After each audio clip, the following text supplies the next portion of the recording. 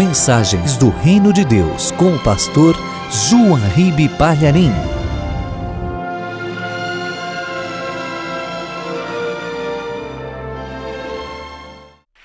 Oh, glória, que saudades! A paz do Senhor seja com todos. Pegue a palavra de Deus, por favor. Abra na segunda carta de Paulo a Timóteo, capítulo 2, versículo 2. Vamos ver o que Paulo escreveu na sua segunda carta para Timóteo, no capítulo 2, no versículo 2.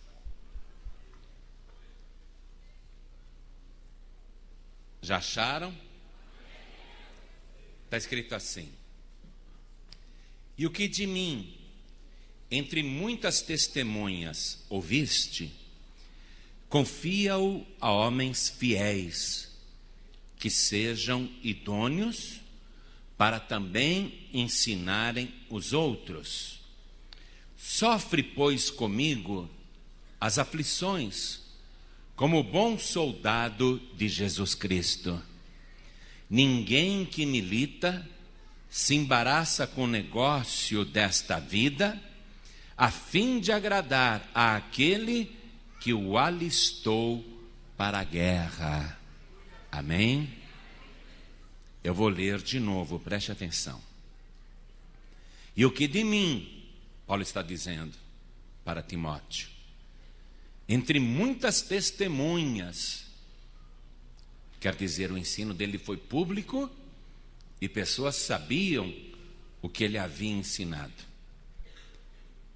Ouviste, confia-o a homens fiéis, que sejam idôneos para também ensinarem os outros. Sofre, pois, comigo as aflições como bom soldado de Jesus Cristo.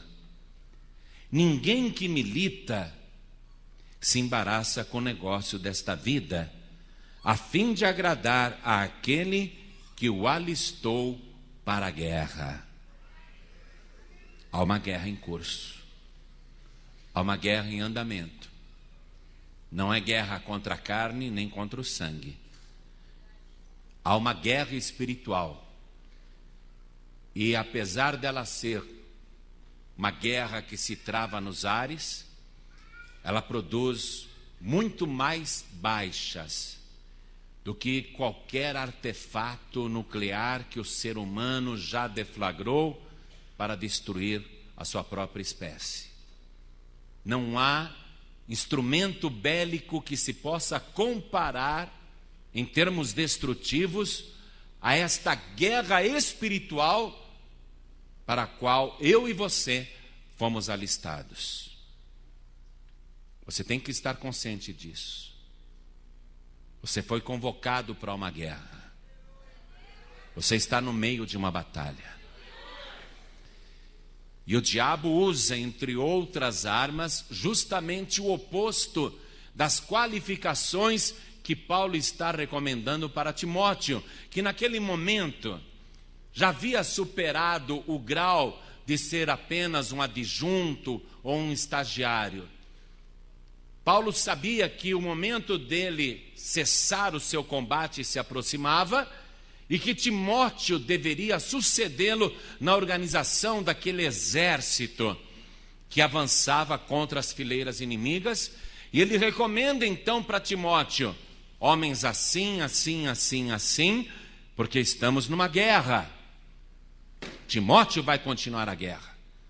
Ocorre que Timóteo também já passou, mas a guerra continua. E nós estamos no meio da batalha. E esta recomendação mostra quais são as qualidades dos guerreiros. E o diabo atua justamente no oposto, no inverso. Por isso eu vou ler mais uma vez apenas o versículo 4. E cada pessoa que está aqui na sede nacional da Paz e Vida comigo, repete em seguida. Vamos lá. Ninguém Ou seja, ninguém mesmo. Ninguém que milita.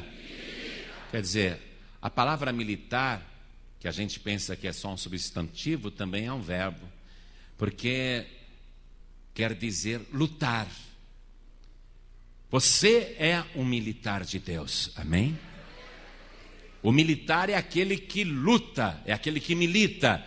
Ninguém que milita, olha só, então vamos de novo, ninguém que milita se embaraça com o negócio desta vida, a fim de agradar àquele que o alistou para a guerra. Amém? Você quer ouvir esta palavra? Eu estou contemplando aqui o exército mais poderoso na face da terra. Você sabe que o exército de Israel, no nosso tempo, é um exército altamente qualificado. Ali a mulher é obrigada a servir também o Estado, a prestar serviço militar.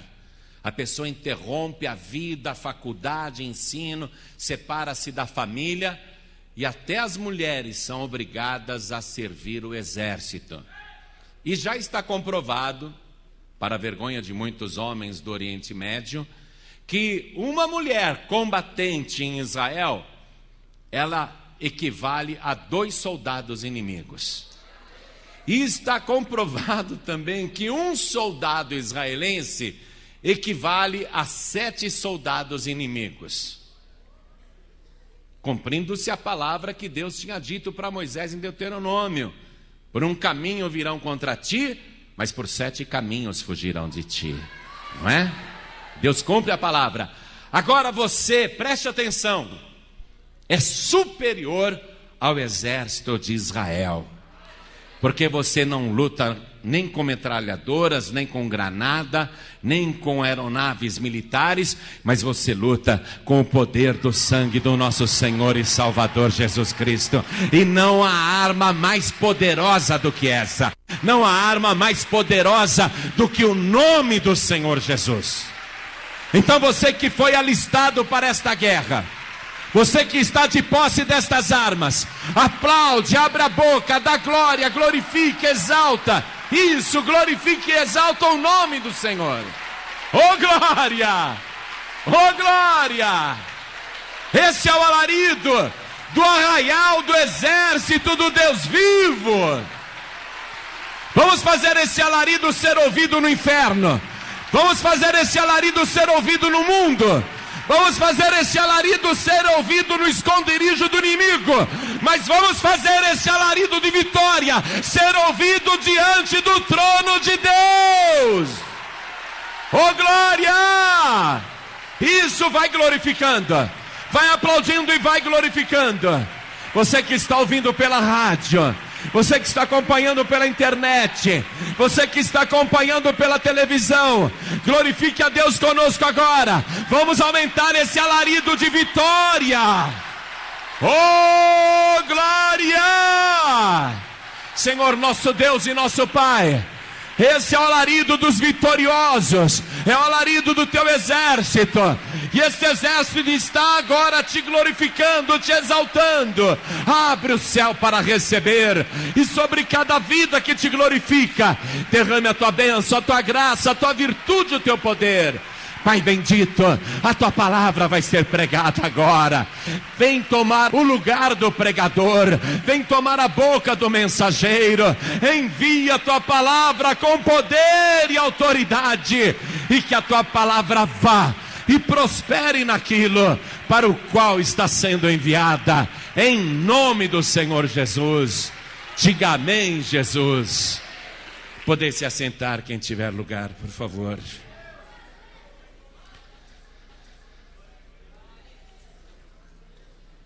Paulo tratava Timóteo de filho, você vê isso aqui na abertura do capítulo 2. Timóteo não era filho carnal, mas filho espiritual. E ele falando então com seu filho na fé, ele diz para que este filho se fortifique na graça isto é, que jamais queira se fortalecer por seus próprios méritos. Paulo está falando com um bravo soldado, um valente soldado. Mas todo soldado precisa se fortalecer. E Paulo então é claro: não deixe subir na tua cabeça, Timóteo, que você hoje é importante para o reino. Não deixe subir na tua cabeça que você está à frente de um grande exército. Não se fortaleça na tua própria capacidade, inteligência ou mérito próprio, mas fortifica-te na graça que há em Jesus Cristo. Ou seja, toda a força que você obter para enfrentar esta batalha jamais poderá ser da tua própria capacidade, e sim da capacidade que vem do nosso Senhor e Salvador Jesus Cristo. Fortifica-te nesta graça. Ou seja, não comece a dar uma de fariseu, ou de santarrão, ou de bater no peito, ou de achar que merece, ou se julgar melhor do que os outros. Continue confiando na graça. Continue confiando no Senhor Jesus e no poder de Deus, e não nas tuas próprias forças. Então ele abre assim a saudação, esse conselho. E agora Paulo relembra que Timóteo deve passar para a frente aquilo que ele recebeu. Assim como Paulo passou para Timóteo o que havia recebido, Timóteo deve também passar para a frente aquilo que recebeu. É exatamente isso que proporciona o crescimento do reino de Deus. Porque nós podemos pregar muito, clamar muito, para encher a igreja. E o bom pregador, o bom obreiro, o bom soldado de Cristo faz isto e deve fazer isso para trazer povo para a casa de Deus. Mas este povo que chega na casa de Deus tem que ser ensinado e treinado para servir o Senhor Jesus e continuar o trabalho que nós começamos. Paulo deixa então isso claro para Timóteo: e o que de mim entre muitas testemunhas ouviste, confia a homens fiéis que sejam idôneos para também ensinarem os outros. E aqui, amados, ele dá o requisito do currículo que um homem de Deus, uma mulher de Deus, um obreiro de Deus deve ter para fazer a obra do Senhor. E ele diz que tal pessoa deve ser primeiramente fiel, e que esta pessoa deve ser idônea também. A palavra idônea, juridicamente, envolve honestidade, mas a palavra em si se refere à capacidade, a pessoa ser apta. Então veja aqui, fiel e apto, reforçando que juridicamente o idôneo também deve ser uma pessoa honesta para aquele trabalho para o qual ela está sendo convocada. Continuando aqui, para também ensinarem os outros. O ensino tem que ser passado para frente. Uma igreja que se baseia só na pregação e não se aprofunda no ensino das pessoas, é uma igreja que não vai criar raízes e nunca será uma igreja forte. O povo nunca será enraizado na igreja. A pregação tem a capacidade de fazer a pessoa crer, acreditar, não é? E a fé vem pelo ouvir, e isto faz com que a pessoa tome a decisão de entregar a sua vida para Jesus. Mas imediatamente tal pessoa deve ser ensinada. O ensino, fazer discípulos. Por toda parte onde eu tenho passado, eu insisto com os pastores, eu insisto com os membros: falem do curso básico de teologia, falem do curso grátis de discipulado, evangelizem com isso. Eu tenho falado para os pastores: peguem aquele folhetinho que diz: conheça mais sobre a vida de Jesus, que oferece o curso grátis de discipulado, que promete grátis o livro Jesus e o Evangelho reunido no final do curso. Distribuam aos milhões. Nada de pegar folhetinho sem sal, sem açúcar, carimbar ali o endereço da igreja e ficar distribuindo no ponto de ônibus, na estação de trem, na praça. A pessoa recebe aquilo e joga fora. As pessoas não dão valor. Utilize para o evangelismo algo que promete ensinar as pessoas, porque as pessoas precisam receber ensinamento. A ordem de Jesus é pregar o evangelho a cada criatura e fazer discípulos de todas as nações, fazer alunos, ensinar pessoas. Quem é idôneo, isto é, capaz, vai fazer isso, porque tem capacidade para fazer isso. E continuando aqui nesse ensinamento, nessa orientação que o apóstolo Paulo está dando para Timóteo, ele diz que quando estes homens, quando estas pessoas idôneas e fiéis começarem a ensinar os outros, isto deve ser pelo exemplo. E o exemplo muitas vezes fala mais alto até do que a pregação. Uma pregação muitas vezes comove alguém, não é? Mas o exemplo contagia. A pessoa começa a querer desejar ser igual àquele bom exemplo. Se você for um bom pregador, uma boa pregadora, um bom mestre, uma pessoa que ensina, as pessoas vão começar a olhar para você e dizer: eu queria ser igual a esta pessoa, queria fazer do jeito que ela faz, gostaria de ter a mesma unção e fazer o mesmo trabalho. Aí o exemplo acaba se tornando poderoso. É o que Paulo está dizendo aqui: olha, eu passei para você, agora você passe para outras pessoas idôneas e fiéis, para que estas pessoas idôneas e fiéis, através do exemplo, ensinem outras pessoas. O que está sendo orientado aqui, amados, e que é importante nessa recomendação? A fidelidade e a capacidade. A capacidade deve ser levada em conta no momento de se escolher alguém. Não se escolherá uma pessoa incapaz. E eu não estou falando de estudo, nem de teologia, nem de diploma. A capacidade que a pessoa tem de transmitir a verdade através do seu exemplo. Uma pessoa que é uma pregação viva, que realmente dá testemunho da sua fé. Veja isso aqui, ó. Fiel e capaz, idôneo, não é? Apto. Quando Jesus Cristo contou a parábola dos talentos, ele falou: o reino dos céus é semelhante a um homem que se ausentou da sua terra por um bom tempo, mas antes chamou os seus servos e lhe entregou os seus bens, e para um deu 5 talentos, para outro deu 2 talentos, para outro deu 1 talento, conforme a sua capacidade. Não é assim que você lê na parábola dos talentos? Conforme a capacidade de cada um. E aí o Senhor, ele se ausenta, vai para uma terra distante. E os servos vão negociar. O que ganhou 5 talentos, negociou e ganhou mais 5. O que havia recebido 2 talentos, negociou e ganhou mais 2 talentos. Mas o que recebeu 1 talento, ele enterrou o seu talento no chão, envolveu num lenço e enterrou, e não negociou. Muito tempo depois o Senhor voltou e quis fazer ajuste de contas com seus servos. Chamou o que tinha recebido 5 talentos e lhe disse: o que você fez com os talentos que eu te dei? Ah, eu negociei e ganhei mais 5.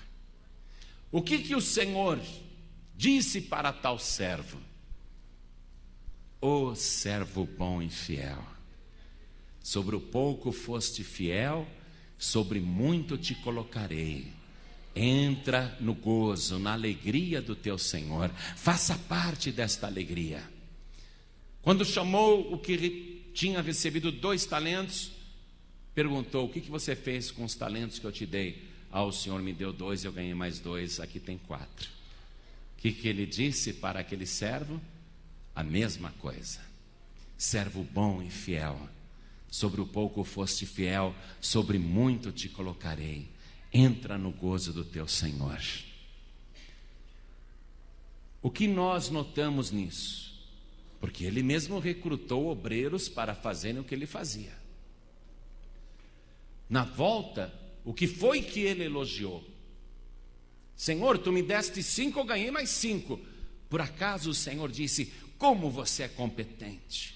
Que capacidade, hein? Foi isso que o Senhor louvou?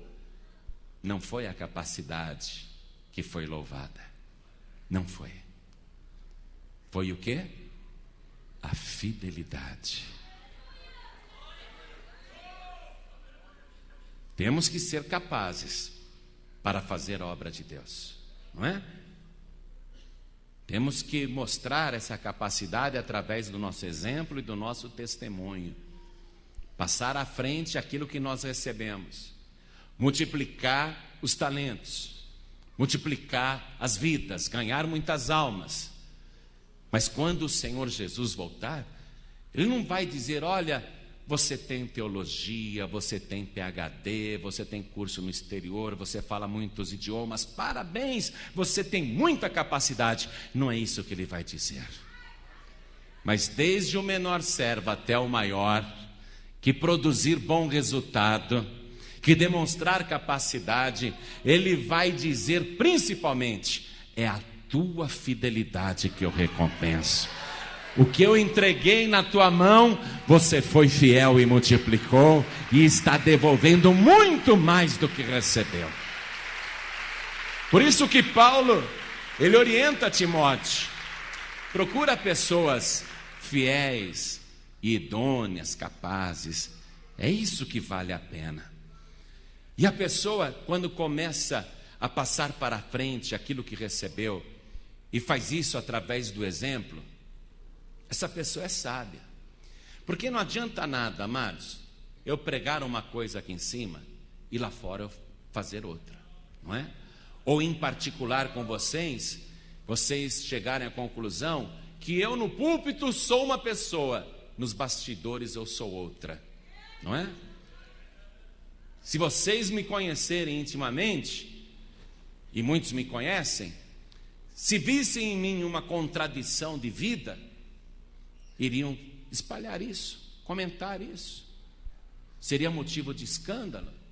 Olha só, no altar ele é uma pessoa, fora do altar é um perdido, não é? Se eu fosse assim, por mais que eu pregasse, por mais que eu tivesse a capacidade de pregar, eu seria como um pai que numa mão dá um pão para o filho, não é? Um bom sermão seria isso, mas que pelo mau exemplo estaria com a outra mão entregando um escorpião. O que o Senhor Jesus está louvando? E o que Ele quer louvar na tua vida? E o que Ele requer de cada um de nós que foi convocado para esta guerra? É que nesta mão você tem o pão da vida para dar às pessoas que estão precisando, e nesta outra mão a água da vida, uma vida santificada pelo Espírito Santo de Deus, uma vida onde você dá exemplos que podem ser seguidos, que as pessoas não vão ter receio de seguir. Continuando aqui, meu amado, façam isto, ensinem os outros,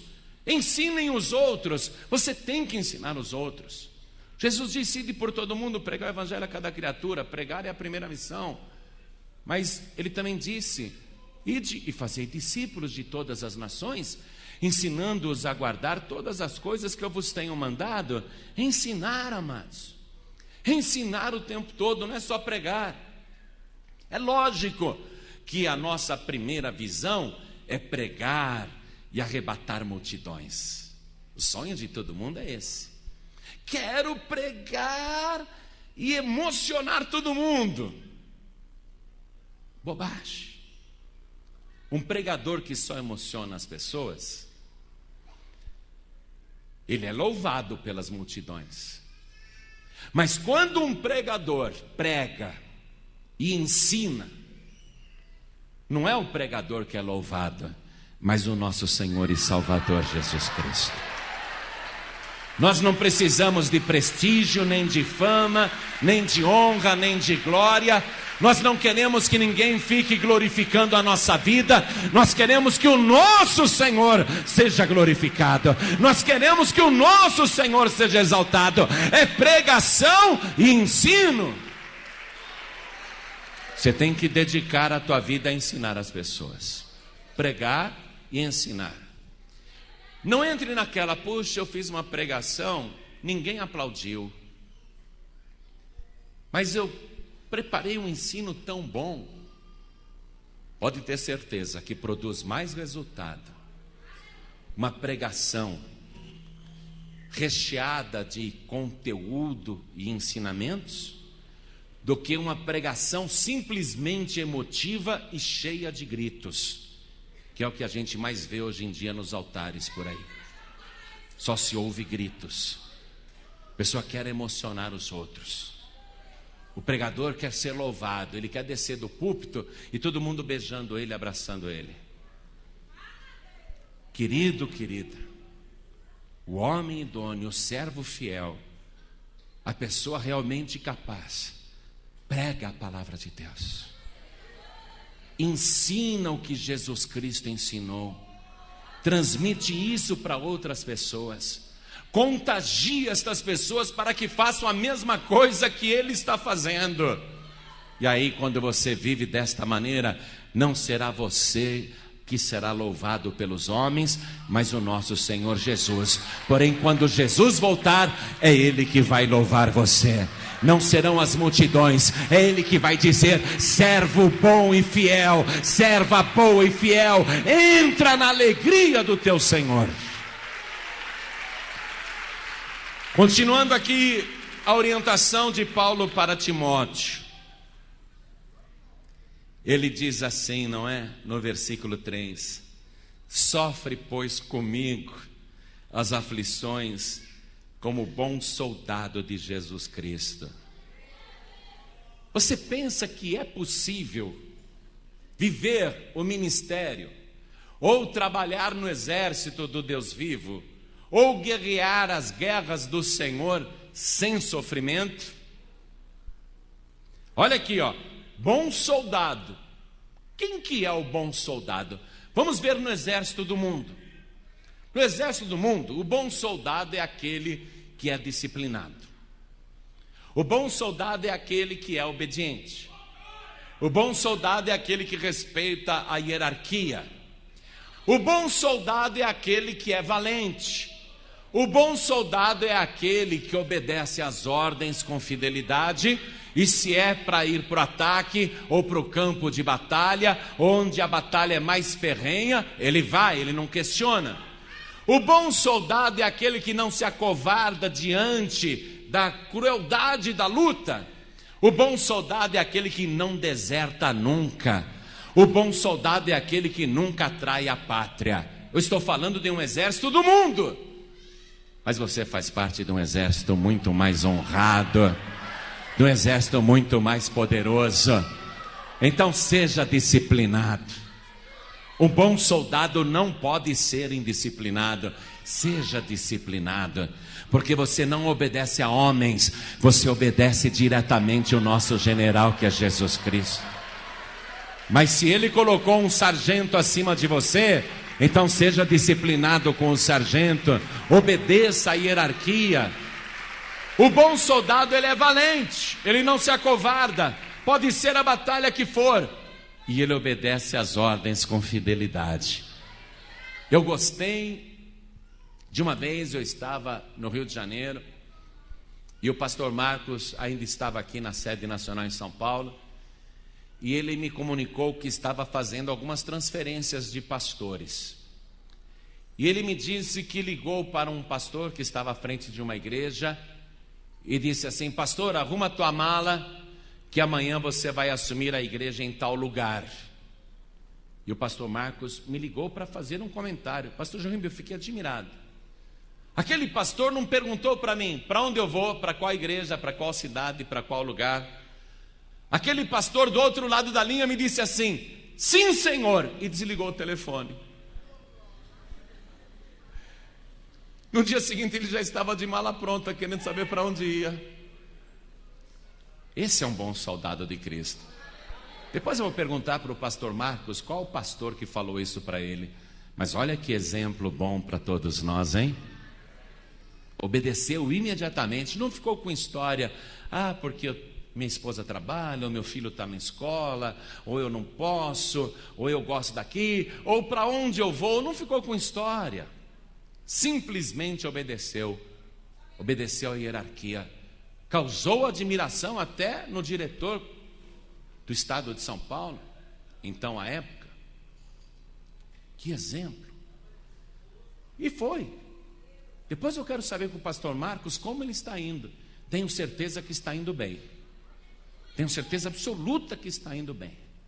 Para onde quer que for um bom soldado deste, ele vai ter vitória em nome de Jesus Cristo. Porque ele honra a hierarquia. Ele é disciplinado, ele é obediente e ele é corajoso. Ele sabe que para onde ele for, ele vai ter vitória em nome de Jesus Cristo. Aonde ele for, ele vai ser honrado. E olha só, se a batalha é terrível, ele não se acovarda, ele não deserta. Você sabe que um soldado no mundo, quando ele deserta, ele vai para a corte marcial, não é? Em alguns países é até fuzilado. Em países mais civilizados, ele vai pegar muitos anos de prisão por ser desertor e perde inclusive os direitos políticos. Perde até os direitos de cidadão como desertor. Então, o bom soldado, ele não pode ser desertor. Não pode ser traidor. Ele tem que lutar o bom combate. Sofre, olha só, esse é o dado que eu quero te passar. Sofre, pois, comigo as aflições, como bom soldado de Jesus Cristo. Paulo está mostrando para Timóteo que é maravilhoso fazer a obra de Deus, mas não é simplesmente essa coisa romântica, maravilhosa, bonita, gloriosa. Tem sofrimento. Não se iluda, tem sofrimento para fazer a obra de Deus. E como a gente sofre, amados. Paulo que o diga. Paulo, antes de se converter, era Saulo, perseguia os cristãos, arrastava homens e mulheres com correntes, lançava nas cadeias, torturava para que eles blasfemassem de Jesus Cristo, até que ele teve um encontro real com o Senhor Jesus no caminho de Damasco, ao meio-dia. Uma luz tão forte e resplandecente o envolveu e ele ficou cego. E ficou 3 dias sem comer nem beber, em jejum, sem saber o que fazer. Levaram ele lá na cidade de Damasco para uma rua chamada direita, na casa de um certo Judas. Então, Jesus, ao 3º dia, fala para um servo chamado Ananias: vai lá em Damasco, na rua direita. Pergunta por um tal de Saulo, que está na casa de Judas. Ele teve uma visão que um homem entrava ali e orava por ele para que ele voltasse a enxergar. Vai lá, o nome dele é Saulo. Aí Ananias falou: Senhor, não dá. Eu já ouvi de muitos a respeito deste homem. Todo mundo fala dele. Ele é cruel, ele é sanguinário. Ele tem ordem das autoridades para perseguir o teu povo. Ananias não sabia que Jesus já tinha falado com Saulo no caminho de Damasco. Ananias está pichando Saulo. Nem pensar, Senhor, não vou orar por ele não. Aí Jesus falou para Ananias: vai, meu servo, vai, ora por ele, porque aquele é para mim um vaso escolhido, para levar o meu nome diante dos judeus e dos reis e do povo e dos estrangeiros. Vai, e eu mostrarei para ele o quanto deve padecer por causa do meu nome. Não é que Jesus Cristo queria pegar o Saulo e falar: agora você vai penar, agora você vai sofrer para trabalhar para mim. Mas Jesus Cristo ia mostrar para ele o prazer de ser fiel, mesmo em meio a grande sofrimento, padecendo muito. Então, quando Paulo escreve para Timóteo: sofre comigo, Ele está falando de cátedra. Ele sabe do que está falando, porque ele já sofreu muito. Vamos ver um pouquinho desse sofrimento aqui na segunda carta aos Coríntios, capítulo 11, versículo 24. Olha só, vamos comigo. Olha o que Paulo declarou de pena própria, hein? De punho próprio. O que ele sofreu. Isso que ele conta aqui é só uma parte. Leia depois as outras cartas para você ter uma visão mais completa do sofrimento. Isso aqui é um resumo, ó. Ele diz assim: recebi dos judeus 5 quarentenas de açoites menos 1. 3 vezes fui açoitado com varas. 1 vez fui apedrejado. 3 vezes sofri naufrágio. 1 noite e 1 dia passei no abismo. Em viagens muitas vezes, em perigos de rios, em perigos de salteadores, em perigos dos da minha nação, em perigos dos gentios, isto é, os estrangeiros, em perigos na cidade, em perigos no deserto, em perigos no mar, em perigos entre os falsos irmãos, em trabalhos e fadiga, em vigílias, muitas vezes em fome e sede, em jejum, muitas vezes em frio e nudez, além das coisas exteriores, me oprime cada dia o cuidado de todas as igrejas. Além de tudo que ele sofria, aparecia auxiliares, adjuntos, não é? Além de tudo que ele sofria, apareciam pastores para dizer: o que eu faço, apóstolo Paulo? A minha igreja está assim, assim. E outro aparecia: e o que eu faço, apóstolo Paulo? A igreja lá está assim, assim. Paulo podia virar: não me amole que eu já estou cheio de problema, vai. Não dá vontade de falar isso? Não me amole, eu estou com tanto problema, vai. Mas ele falava: pois não, vamos resolver isso. Sofria, e como sofria. Além dos próprios problemas, ele sofria com os problemas dos irmãos e sofria com os problemas do ministério. Sofria muito. Ele sentia opressão pelo cuidado de todas as igrejas. Agora, vamos ver uma coisa aqui, amados, que além de tudo, além de todo esse sofrimento, ele tinha que manter o bom exemplo para não escandalizar.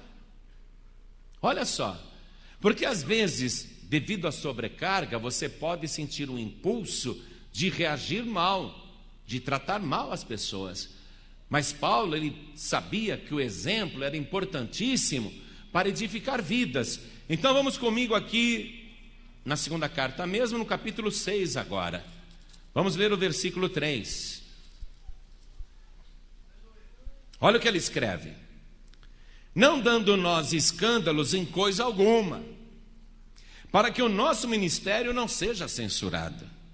Antes, como ministros de Deus, tornando-nos recomendáveis em tudo, na muita paciência, nas aflições, nas necessidades, nas angústias, nos açoites, nas prisões, nos tumultos, nos trabalhos, nas vigílias, nos jejuns, na pureza, na ciência, na longanimidade, na benignidade, no Espírito Santo, no amor não fingido, na palavra da verdade, no poder de Deus, pelas armas da justiça à direita e à esquerda, por honra e por desonra, por infâmia e por boa fama, como enganadores e sendo verdadeiros, como desconhecidos, mas sendo bem conhecidos, como morrendo e eis que vivemos, como castigados e não mortos, como contristados, mas sempre alegres, como pobres, mas enriquecendo a muitos, como nada tendo e possuindo tudo.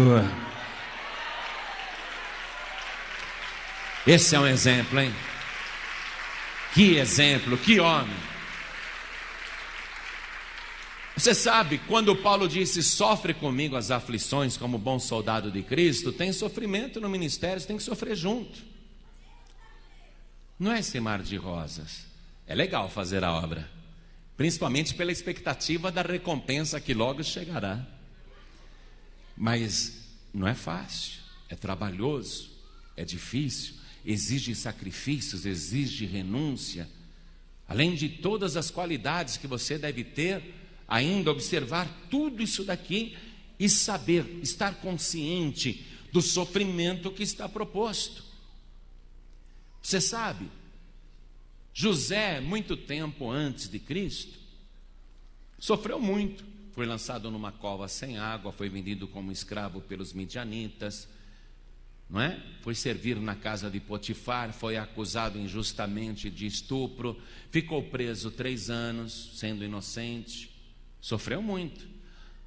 Quando ele chegou lá na cadeia, primeiramente colocaram um grilhão de ferro no pescoço dele, como se fosse um animal. Algemaram seus pés e as suas mãos, ficou acorrentado no tronco dentro da cela, até conquistar o carcereiro pelo seu bom exemplo, até comover o carcereiro pelo seu testemunho de vida. José era uma pregação viva, mas ele ficou naquele sofrimento 3 anos dentro do cárcere. Ele trazia nos pulsos e no pescoço as marcas das cadeias de ferro, mas ele se manteve fiel, idôneo e capaz, honesto mesmo naquela posição degradante, fiel a Deus apesar de todos os obstáculos. Mas 3 anos depois, a corrente de ferro que estava no seu pescoço, a algema de ferro que estava no seu pulso, tudo isso foi transformado. As algemas dos seus pulsos foram transformados num anel de poder colocado na sua mão direita pelo próprio faraó. E a cadeia de ferro que ficava no seu pescoço, feito uma coleira, foi convertida num colar de ouro. E ele se tornou o homem mais importante e o governante do Egito, abaixo apenas de Faraó. E por que ele chegou naquela posição? Porque ele foi fiel a Deus. Ele se manteve íntegro, ele se manteve idôneo. O sofrimento para ele não foi motivo de queda, o sofrimento para ele foi motivo de exaltação e de glórias a Deus.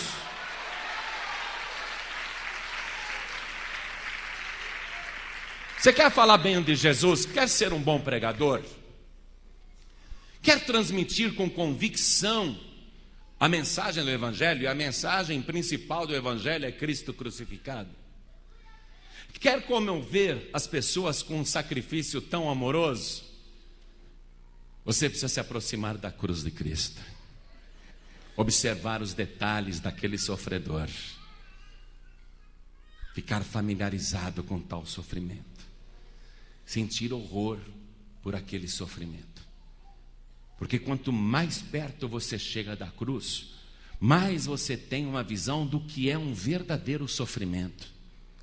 O que nós sofremos e o que Paulo sofreu, isso é fichinha. Quando você se aproxima da cruz de Cristo, aí você tem uma noção verdadeira do que é realmente sofrer por amor a Jesus Cristo. Aí você vai saber o que é realmente sofrer para fazer a obra de Deus. Porque ninguém sofreu mais do que Jesus Cristo para cumprir fielmente a missão que recebeu do Pai. Ele foi fiel até a morte e morte de cruz. Quer convencer as pessoas da realidade que Jesus passou e da realidade do poder do Evangelho de transformar? Se aproxime mais da cruz de Cristo. Olhe bem para as feridas. Olhe bem para aquele Cristo crucificado. Não estou falando para você olhar para um ídolo, para uma imagem feita por um artista. Estou dizendo para você entender o que ele padeceu por causa do Evangelho, por causa do amor a Deus e principalmente por causa do amor às almas. Porque fazer a pregação do Evangelho tem que se ter uma visão do amor às almas e do amor a Deus. Padecer por causa das almas. Jesus suportou todas as afrontas e tanto sofrimento por causa do amor a Deus e o amor às almas. Quando nós padecemos, quando nós sofremos, quando nós somos injuriados por causa do Evangelho, quando nós padecemos violentamente, nada nos impede, nada nos fará voltar atrás, porque nós estamos enxergando as multidões que precisam conhecer o amor do nosso Senhor e Salvador Jesus Cristo.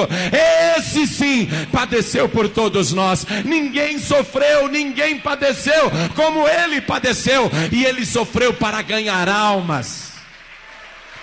Se nós padecemos, é para ganhar vidas para Jesus Cristo. Quando Paulo diz, sofre comigo as aflições, como bom soldado, Soldado de Jesus Cristo, sofre comigo. Há sofrimento em fazer a obra, amados. Muito sofrimento. E no versículo 4 agora, me acompanhe. Eu retornei para a segunda carta de Timóteo, capítulo 2. Versículo 4 agora. E eu vou terminar a mensagem, escute. Ninguém que milita se embaraça com negócios desta vida, a fim de agradar àquele que o alistou para a guerra. Estamos em guerra, fomos alistados, estamos convocados.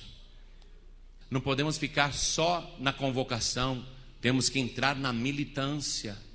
Você tem que ser militante, você tem que militar, você tem que lutar. E nesta luta você não pode se embaraçar com qualquer negócio desta vida. Você não pode dizer, agora não porque eu estou estudando, agora não porque eu arrumei um novo emprego, agora não porque eu arrumei uma nova namorada, agora não porque eu comprei uma casa no campo, agora não porque eu comprei um apartamento na praia, agora não porque eu tenho outros negócios, agora não porque eu tenho outros planos, agora não porque eu tenho outras coisas para fazer. O verdadeiro soldado, o bom soldado de Cristo, ele não se embaraça com nada disso, com nenhuma coisa deste mundo. Ele não deixa nada aprisioná-lo, ele não deixa nada prendê-lo, nada é importante. Ele só tem o foco na batalha, na guerra. Ele só vê isto, que ele precisa lutar. E ele não pode deixar a arma de lado, a palavra de Deus de lado, para cuidar de outros negócios desta vida. Porque não existe só esta vida. E a pessoa não pode se embaraçar com os negócios desta vida. O verdadeiro e bom soldado de Cristo, ele não se deixa enredar pelas armadilhas, pelas ciladas desta vida. Se nós estamos em guerra, é evidente que Satanás vai arrumar uma maneira de impedir que você venha para a casa de Deus, ou que você não tenha mais tempo de estar na casa do Senhor. O diabo vai arrumar até bons empregos para te impedir de estar na casa de Deus. E às vezes o diabo é tão atrevido que ele te arruma até maus empregos, e você se agarra a isso e deixa a obra de Deus de lado. E você se embaraça com outros negócios desta vida, e o negócio mais importante você deixa de lado. Porque na parábola das minas, que é muito parecida com a dos talentos, o Senhor diz, negociai até que eu venha. Você tem que se dedicar a um negócio neste mundo. E o nosso negócio é ganhar almas para o nosso Senhor e Salvador Jesus Cristo. Seja padecendo, seja sofrendo, seja com perseguição, seja com lutas, seja com dificuldades, o nosso negócio, o único negócio, é ganhar almas para o reino de Deus. Você tem que se preparar para isso, porque o soldado tem que estar preparado. Não basta apenas o soldado ser corajoso, ele tem que ser bem preparado. Vale mais do que um soldado corajoso, um soldado bem preparado. Porque um soldado corajoso e mal preparado, ele morre logo. Mas um soldado bem preparado, ele não se deixa abater. Ele foi preparado para o combate. Ele sabe como lutar. E ele sabe de antemão que todas as oportunidades que aparecem e que parecem até boas, na verdade são armadilhas de Satanás, minas espirituais que querem detonar a sua vida, acabar com a sua vida espiritual, que querem reduzir você a pó. O bom soldado, ele não se deixa embaraçar, ele sabe que foi alistado para a guerra, e ele se prepara bem para esta guerra, ele não se ilude com as coisas desta vida, com negócio nenhum. Eu fico muito triste, muito triste, quando uma pessoa que tem talento para fazer a obra de Deus, foi convocado, foi chamado, e enterra esse talento, por causa de negócios desta vida, e deixa o talento enterrado. Eu fico triste. E há outros que já estão até com o talento, estão com o talento já em negociação, mas deixam o talento de lado para se dedicar a negócios desta vida.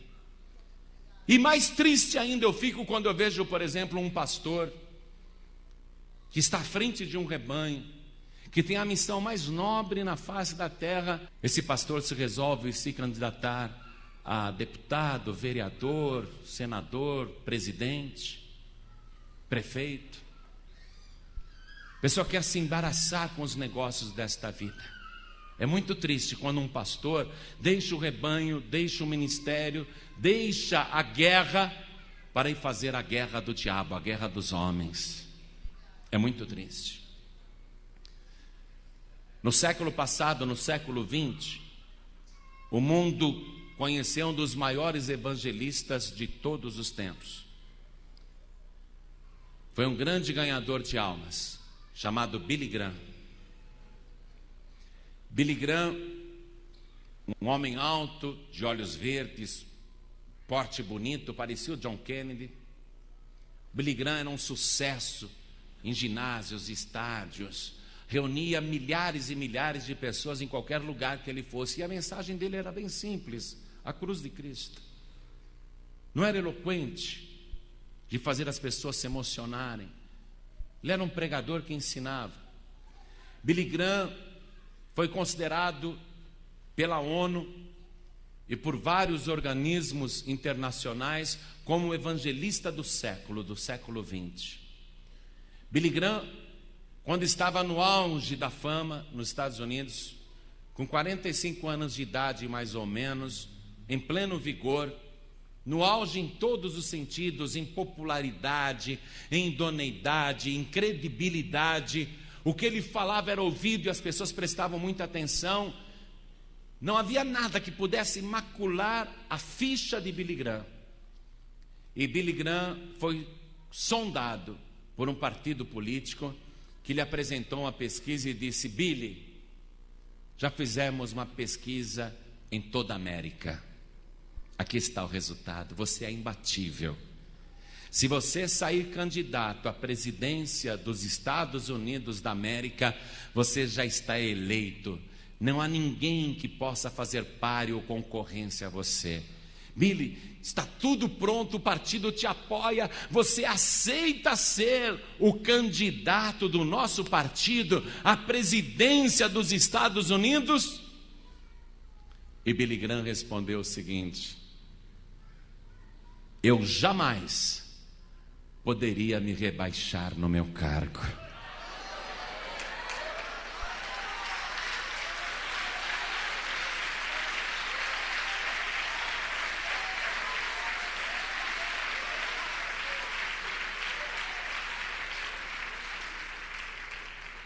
Isso é um exemplo a ser seguido. Esse é um homem que sabe ensinar. Ele não ficou esfregando a mão: o quê? Eu vou ser o presidente da maior potência da terra, a maior potência econômica, a maior potência militar. Eu vou ser o homem mais poderoso do mundo. Estou nessa. Não é?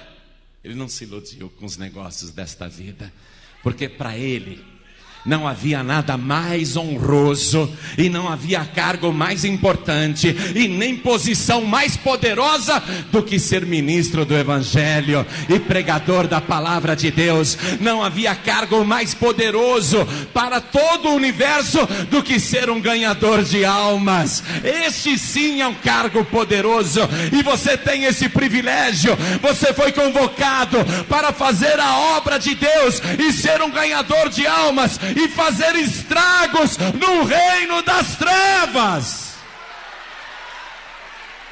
Você foi convocado para apavorar o inimigo e não para colaborar com ele. Ninguém que milita se embaraça com o negócio desta vida a fim de agradar aquele que o alistou para a guerra. Não pense você que eu estou fazendo essa pregação e amanhã vou entrar na política. Há 30 anos atrás já me fizeram um convite para ser vereador. Não quero. E se falasse para mim: não, você pode ser prefeito de São Paulo. Obrigado. Tchau e um abraço. Você pode ser governador do estado. Até logo, não me interessa. Você pode ser presidente do Brasil. Ih, que cargo michuruca, gente. Vocês não têm uma oferta melhor, não? Presidente dos Estados Unidos. Ah, mas não dá, eu sou brasileiro. E mesmo que eu pudesse, não tem nada melhor para vocês me oferecerem, não? Quando a Paz e Vida começou no Rio de Janeiro, muitos políticos ficaram preocupados. E o Palharim vai sair candidato aqui. Ficaram preocupados. Eles não me conhecem. Não me conhecem. Eu posso garantir a você que só não estou plenamente realizado na minha vida porque eu ainda olho para a seara e eu vejo os campos brancos, os frutos caindo na terra, apodrecendo, e não tem quem possa colher. Se nós estivéssemos fazendo a colheita do jeito que ela está disponível hoje no nosso século, então poderia dizer a você que estaria realizado. Só não estou plenamente realizado por causa disso. Mas eu não vejo nada mais importante para mim e para você fazermos neste tempo e nesta vida e neste mundo, a não ser agradar àquele que nos convocou para esta batalha. Nós vamos agradá-lo da melhor maneira possível. Vamos nos livrar de toda a bagagem desnecessária. Vamos nos livrar de todo o fardo desnecessário e vamos concentrar as nossas forças nesta grande guerra contra o reino das trevas. Vamos nos colocar todos de pé, amados.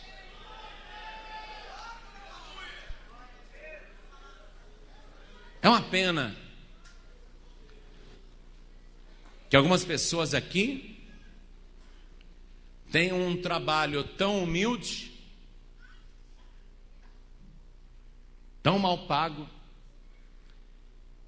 É uma pena que mesmo assim essas pessoas não são capazes de renunciar a uma vassoura para fazer a obra de Deus. É uma pena que você considere, e agora eu falo diretamente com você pelo Espírito de Deus, que você ache os negócios que você está fazendo mais importante do que guerrear essa batalha para a qual o Senhor te alistou. Ele entregou talentos nas tuas mãos e Ele espera que você negocie nesta vida e que você seja um bom soldado do reino de Deus. Em Israel a mulher serve o exército, no reino de Deus também. Aqui todos servem o reino de Deus. Não tem essa. Estou muito velho, estou dispensado do serviço militar. Espera um pouquinho, deixa eu ver os exemplos. Moisés, com 120 anos de idade, Deus lhe disse: Moisés, antes de te recolher, eu tenho mais uma batalha para você contra os midianitas. Você está dizendo que está velho ou velha? Você já tem 120 anos de idade? E se tivesse 120 anos de idade, Deus não te dispensaria. E a tua velhice ou idade avançada jamais seria um empecilho para esta batalha. Porque não é com a tua força que você vai lutar, mas é com a graça do nosso Senhor e Salvador Jesus Cristo. Nós não dependemos das nossas próprias armas, mas dependemos do arsenal do Espírito Santo de Deus.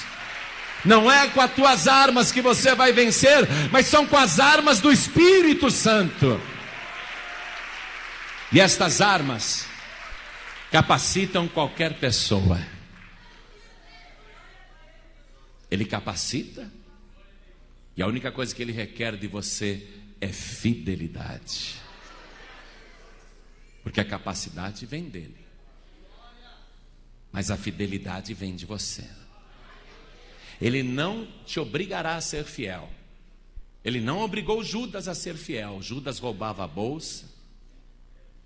Ele não obrigou Judas a ser fiel. Judas mentiu e traiu. Sabe por quê? Porque Deus não pode obrigar ninguém a ser fiel. A capacidade Ele pode dar, mas a fidelidade é você que tem que dar. Ele te capacita, Seja você quem for e qual seja a sua idade, não importa, Ele te capacita. Pela graça do Senhor Jesus, Ele te capacita. Não é porque você merece nada, Ele vai te dar capacidade. A única coisa que Ele quer de você, a única coisa que Ele exige de você e que você deve apresentar é fidelidade. Isso é muito importante. Tão somente a fidelidade. E a única coisa que Ele vai honrar é a fidelidade. Por isso que você vê, às vezes, um obreiro ou uma obreira, não é nem uma pessoa muito estudada nem nada, e a pessoa, no entanto, tem uma facilidade para ganhar almas, em trazer visitas para a igreja, em lotar a igreja, em fazer um trabalho que cresce. Pode olhar, esta pessoa é fiel. A pessoa é fiel e Deus honra quem é fiel. E é isso que Ele requer de você. Primeiramente, vamos lá. Não estou falando aqui para você hoje, renunciar.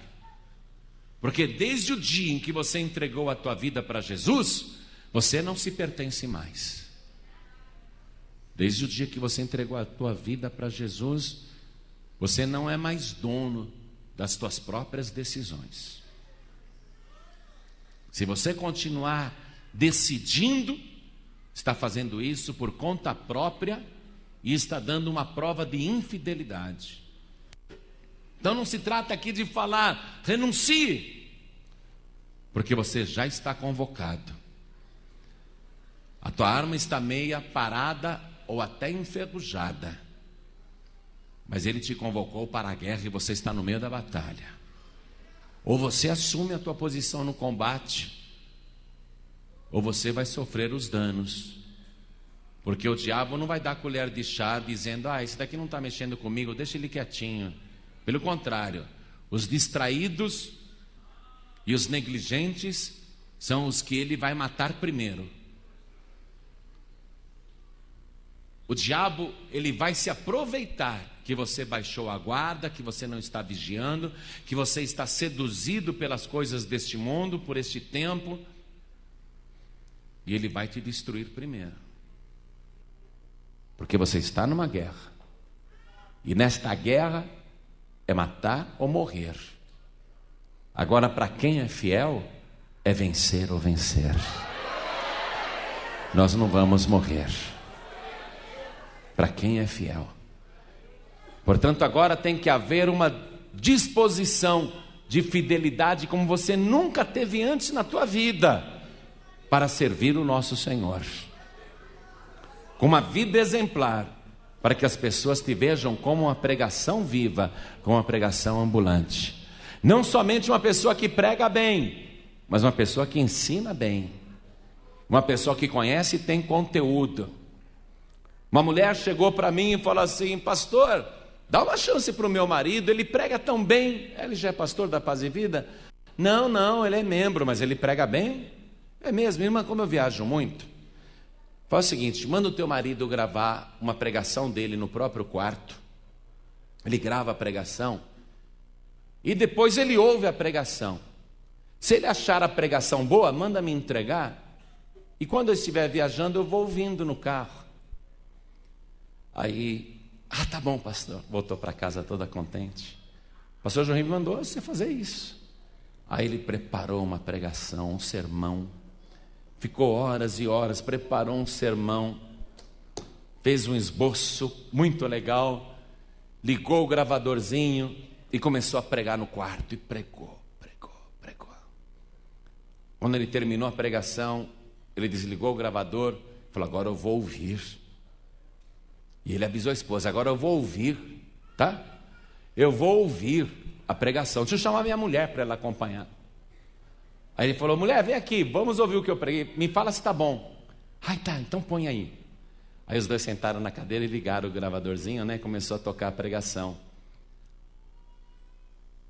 Aí ela veio falar comigo: e aí, irmã, como é que foi a pregação? Eu falei: pastor, eu não sei, nós dois pegamos no sono no meio da pregação.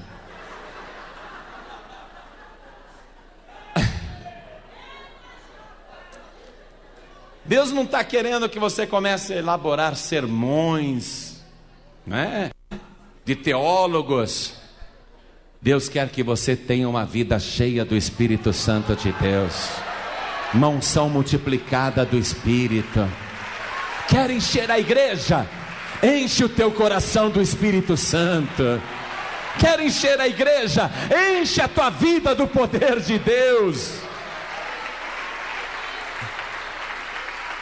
Fidelidade, fidelidade, fidelidade, fidelidade levada ao extremo. Preparo, porque a coragem é importante, mas um soldado corajoso e mal preparado é um desastre. O bom é um soldado corajoso e bem preparado. E todo o preparo que você precisa, Ele tem para te dar. A capacidade, Ele dá. Ele só requer de você fidelidade. Quem quer receber mais capacidade do Senhor? Revestimento de capacidade. Capacidade intelectual, capacidade espiritual, capacidade física, capacidade carismática. Quem quer receber, levante a mão, deixa eu ver. Ele está aqui para te dar, amém? Ele está aqui para te dar, ouça isso. Ele só quer um compromisso teu. Fidelidade até a morte. Ser fiel até a morte e dar-te-ei a coroa da vida. Ele só quer fidelidade incondicional. Fidelidade, obediência, fidelidade integral. Se você quer fazer este voto com Deus de ser fiel até a morte, fiel de verdade, fiel a quem te alistou para esta guerra, coloque a mão direita sobre o teu coração. Vou chamar aqui no altar os pastores da Paz e Vida, vão subindo aqui. Todos os pastores e adjuntos subam aqui. E agora eu quero que você vá derramando a tua vida como água diante do altar. Vai derramando a tua vida como óleo diante do trono. Vai derramando agora o teu coração diante de Deus, porque Ele sonda os rins e os corações. Vou pedir agora para quem quer fazer este compromisso de fidelidade mesmo, vem para frente, sai do seu lugar, vem para frente. Isso, vem para frente. E aqui que nós vamos levantar um clamor fiel até o céu. E enquanto você vem, você já vem glorificando ao Senhor. Enquanto você vem, você já vai dando glória, vai dando liberdade ao Espírito Santo. Oh glória!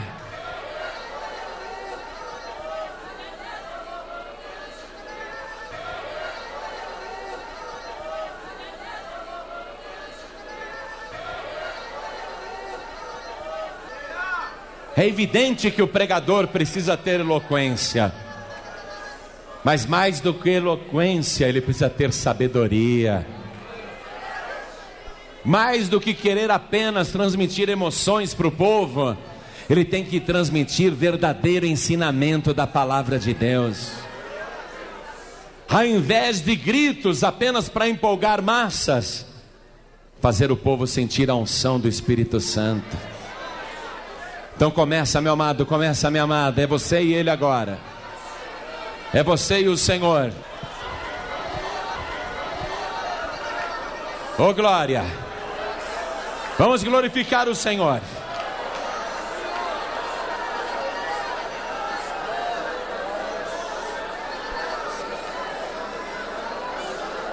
Tu, pois, meu filho, fortifica-te na graça que há em Jesus Cristo.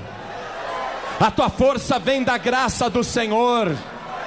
A tua força não é porque você merece, é graça, é favor de Deus. Oh glória! E o que de mim entre muitas testemunhas ouviste, confia a homens fiéis que sejam idôneos. Diga: eu quero ser fiel, eu quero ser idôneo. Oh glória, eu estou recebendo o que me foi confiado, para também ensinarem os outros. Eu quero ser um ensinador, eu quero ser um discipulador. Oh glória! Sofre, pois, comigo as aflições, como bom soldado de Jesus Cristo. Declare: não importa quanto eu vou sofrer fazendo esta obra, não importa o sofrimento desta batalha, eu vou ser fiel até a morte. Oh glória!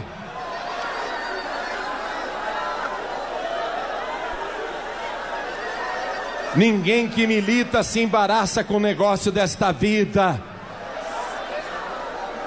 Diga para ele: não vou me embaraçar com negócio nenhum nesta vida. Nem homem, nem mulher, nem situação, nem emprego, nem carreira, nem escola, nem família, nem nada vai me embaraçar, porque eu quero agradar aquele que me convocou para esta batalha. Oh glória!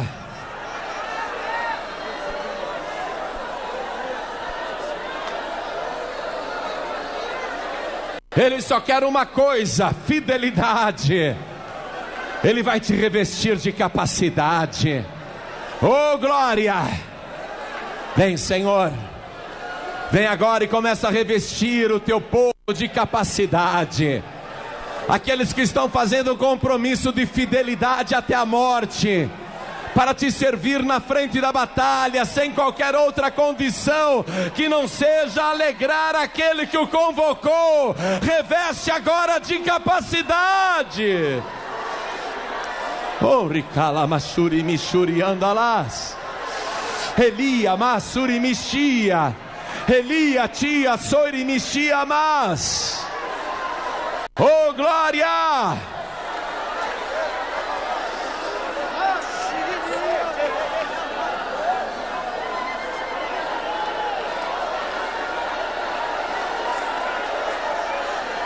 Pessoas no nosso ministério vão começar a realizar sinais que nós nunca vimos antes na Paz e Vida. Pessoas que Deus está sondando e capacitando agora, por causa do compromisso infalível e incondicional de capacidade, de fidelidade.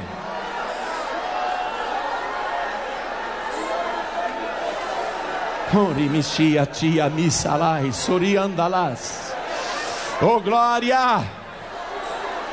Oh glória! Vamos aplaudir o nosso Senhor. Vamos aplaudir muito o nosso Senhor. Isso, vamos aplaudir mais ainda o nosso Senhor. Oh!